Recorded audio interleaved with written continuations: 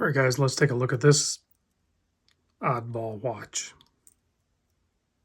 Yeah. So I don't know if it's Zeno or Zeno.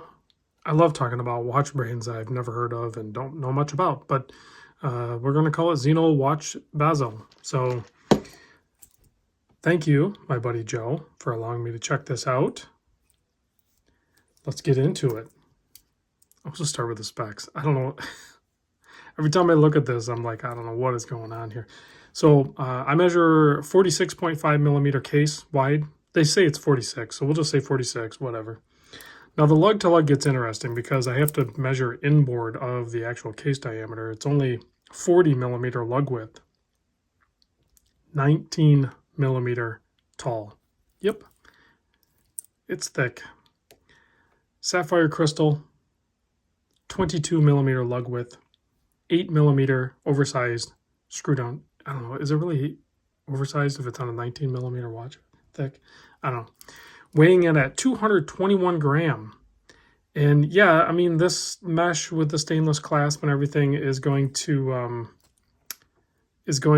add some weight, but the weight is all up here. This thing is a tank. It feels like it's just, you know, one big solid chunk of stainless steel with an ETA 2824 stuffed inside it, which is essentially what they've done. So this brand, I believe, dates back to like 1922 with heavy focus on aviation style watches, but they did do these, which is the deep diver tachymeter bezel. As you can see, it has a tachymeter bezel, and it is a 500 meter water depth rating on this dive watch. So yeah, it's a deep dive. I don't think anyone's ever going to go that deep. So, I mean, look at how tall the inner riata, I guess if you want to call it, is. I mean, the dial and hands and everything are set so far away from where the sapphire crystal is. It looks like a free fall almost in there. Here's some part numbers on the end of the box if you want to know those. I'll also put some information in the description. But yeah, I don't know what else we can do here. Like I said, it's an ETA 2824. We'll unscrew this crown, move these hands out of the way. It actually runs really good. And the date is at the 3 o'clock, of course. It has a 120 click bezel, unidirection.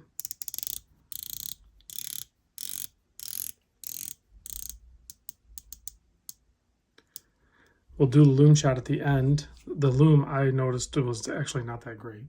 So it's probably C1, I guess. I don't know. But there's a close-up of it. Interesting, interesting. Good clean design, really. But you can see even on the dial there, they have an aircraft, so you know their focus is typically on aviation. This has a tachymeter on the outside, and then it has a timing bezel on the inboard of that bezel insert, which looks to be aluminum. I mean, look at the inconsistencies even on trimming around the case. So it is a little crude, but like intentionally crude. I'm guessing no two are alike. Speaking of which, typically their runs are of 100 watches. I did find a note saying that I think they made 200 of this particular model with the black dial and the Milanese mesh. But they do currently still have like a yellow and an orange dial, and I think both those are only 100 made. And they don't, I mean, they don't give them away. I was wearing the Oris Bronze, this guy here, in case you were wondering. Really digging that watch. Let's pop this one on my 7 1/4 inch wrist.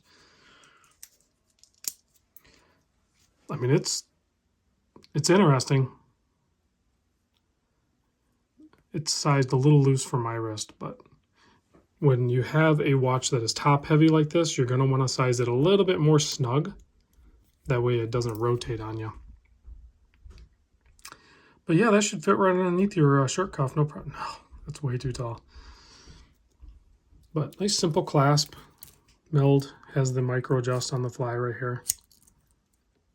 And then split pins to size these short links here to get a good fit with this mesh strap. Fun watch for sure. Let's kill the lights, check the loom.